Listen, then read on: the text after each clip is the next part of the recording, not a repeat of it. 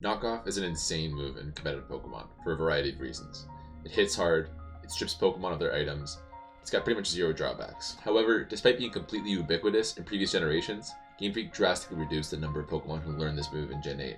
This has led to a lot less spamming of the move in Sword and Shield OU. With Pokemon Home coming out soon and the possibility of a lot of old moves like Toxic and Knockoff, just to name a few, returning in full force, I thought I'd take a deeper dive into this move and talk about what makes it so damn good. First things first, the damage. Knockoff has a respectable base 65 damage when attacking an itemless opponent, but jumps up to just under base 100 power when actually knocking off an item. That's pretty much a Dark-type Earthquake, considering nearly every enemy you play against in competitive play will be rocking at least some sort of leftovers or what have you. Keep in mind, Earthquake is already considered one of the best attacking moves in Pokemon, and a bedrocking in the competitive meta. Even though it's resisted by Grass and Bug, it doesn't affect flying or levitate users. Now let's compare that to Dark as an attacking type. After Steel-type lost its resistance to Dark in Pokemon X and Y, Dark-type is only weak against Fairy, Fighting, and other Dark types, and has no immunities. This is extremely good for an attacking type. It means that you can fire off Dark-type moves willy-nilly without much fear of a resistance. So if you give a move like Knockoff to a powerful Dark-type attacker like a Choice Banded Crawdaunt or like a Bisharp after a Swords Dance, it's an absolute nuke.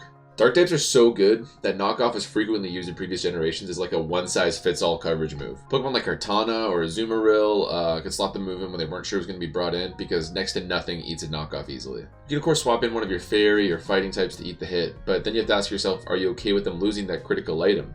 Which brings me to my next point about the item removal. Look, obviously items are good in Pokemon, but it's often not until we find ourselves staring down the barrel of a Knockoff that we realize how crucial they really are. Sometimes a Pokemon losing a Life Orb or a Choice Specs or Band leaves enemy Pokemon just outside of their one-hit KO range. It creates a huge threat to your team. Otherwise, losing your Choice Scarfer leaves you wide open to speedy sweepers. Even a completely innocuous item like Leftovers can hurt you a surprising amount when knocked off. In a meta like Sword and Shield, which is currently seeing more balanced and stall-oriented teams take the spotlight, an item like Leftovers is crucial. If you can find yourself in a circular situation with an opponent, or you keep switching in the same Pokemon over and over and over to resist the same hits from the same enemies, the loss of Leftovers is going to add up really quickly. And before you know it, it'll be Stealth Rock damage that you're worried about, not just the opponent. Hell, take it a step further, some Pokemon are completely crippled without their items. A good example of this would be Eviolite Chansey. Eviolite boosts an unevolved Pokemon defense and special defense by 50%, giving an already bulky mon like Chansey huge defenses to pair with its HP. But if Chansey lost that Eviolite, it wouldn't be nearly as threatening. The same goes for other item-dependent mons like Toxic Orb Glysaur or Heavy Duty Boots Centiskorch.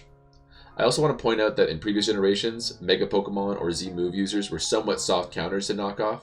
Obviously switching into a move like that is never a great situation, but Mega and Z crystals are actually immune to Knockoff, leaving the move 50% weaker and you with your item.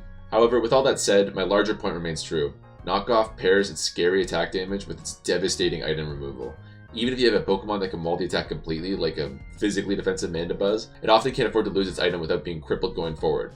After all, a Mandibuzz without its heavy-duty boots will soon find itself dying to Stealth Rocks with its frequent switch-ins. This relationship makes Knockoff a drawback-free move. Even a wrong prediction can work in your favor with an item-stripped enemy. If you use this move smartly and punish enemy swap-ins with your Pokemon's other attack moves, it can be absolutely devastating.